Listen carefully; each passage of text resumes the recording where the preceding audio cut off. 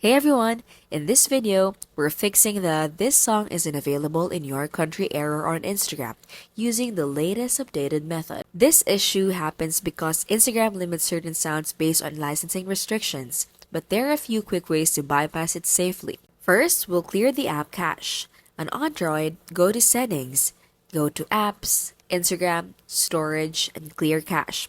And on iPhone, just uninstall and reinstall the app. Next, update Instagram to the latest version through the Play Store or App Store, since older versions often triggers the bug.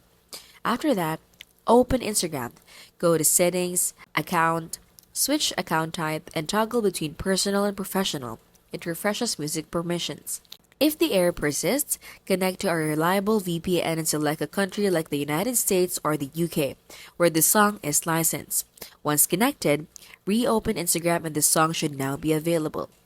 For reels or stories already affected, we can replace the track manually by re-editing the post. Finally, make sure a region in Facebook Business Suite matches the VPN location since they share the same audio database. These steps work 99% of the time and are fully compliant with Instagram's latest update.